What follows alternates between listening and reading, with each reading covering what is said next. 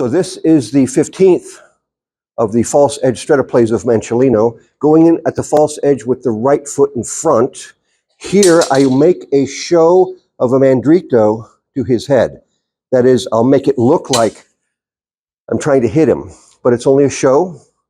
It should resemble a strike to the head.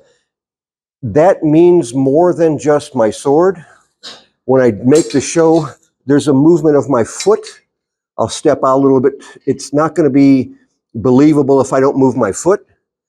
One more thing, a couple things. One thing, for me to be safe when I do this, I have to turn my sword underneath of my opponent's so that I'm safe.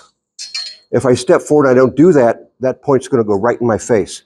So the first thing, really, once our swords are at the false edge, is I rotate my sword hand to get my true edge underneath of that. I can adjust my buckler's position as well. Now, I'll make a movement of my front foot, and I'll throw a strike toward his head. That's a show because not intending to hit him with that. He's going to want to parry that. As soon as he does, I'll change my strike to hit him in the thigh with a reverso. That is a cut coming from the opposite side, the left side. So from the other direction, I go in with my right foot forward, make this show of a mandrito, turn my sword, strike the thigh, and when I hit the thigh, I can cut through that thigh, slash that, and back up into a position called guardia di faccia. That's for my safety. So the points to note,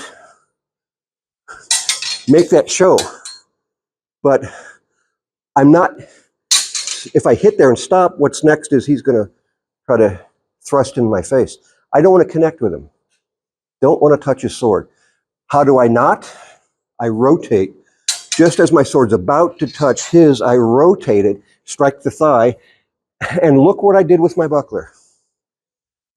Where does my buckler need to be? Now, it needs to be right here, in front of my, it doesn't need to be down here, it needs to be up here. When I make the show of a mandrito, well, I'm protecting myself, but then I take my sword away, so my buckler takes over from where my sword was. I make the show, and then when I strike, now look where the buckler is. Protecting myself in every moment, and its job changes from moment to moment. So there is the 15th way to offend the false edge stretta. Strike here, back up. Slow motion, false edge. Make that show, turn it, strike the leg, retreat for your safety into guardia di faccia. And in this play, in particular, measure is very important. Measure is always important to us, but here, measure is important, and footwork and which feet are being used here.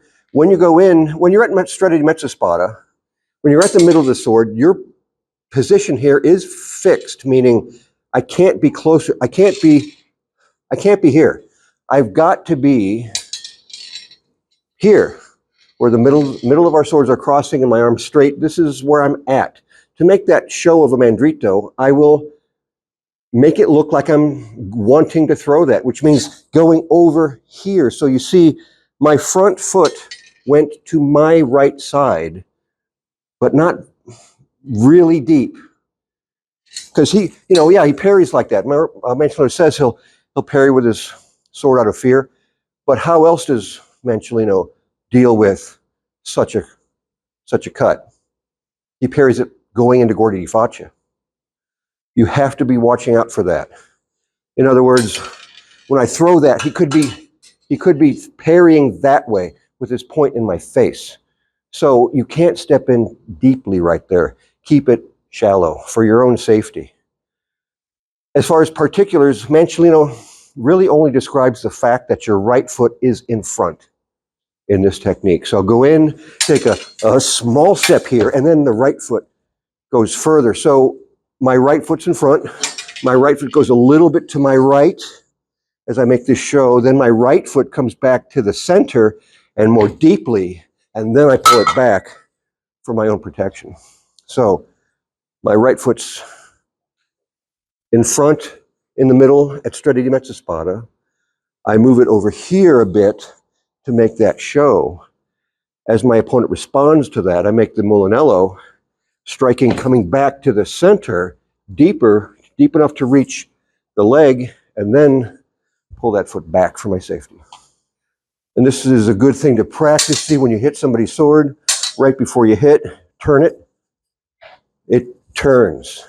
Looks like it's coming in, but it drops as a rotation just as it's about to connect. That's hard to spot when you do that well. If I'm on the receiving end of this, when he makes the mandrito, you really have to cover yourself. Now, Manciolino and others will say things like, when he makes a show of that, he says, don't move. What he means by that is, don't go anywhere. He means, stay put. So if he were to make that show, and I go back, that's what he's saying, don't do. So when he says, don't move, you need to protect yourself against his blade with your blade, because you don't know that that's not real. Beware of that. It's unfortunate language that they used there. For me to not move when he makes a show of a mandrito, well, that means I get hit.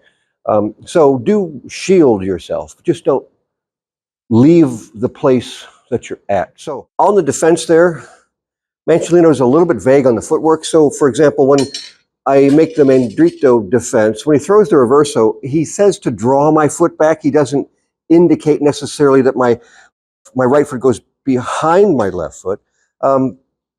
That attack that I'm receiving there can be very, very fast.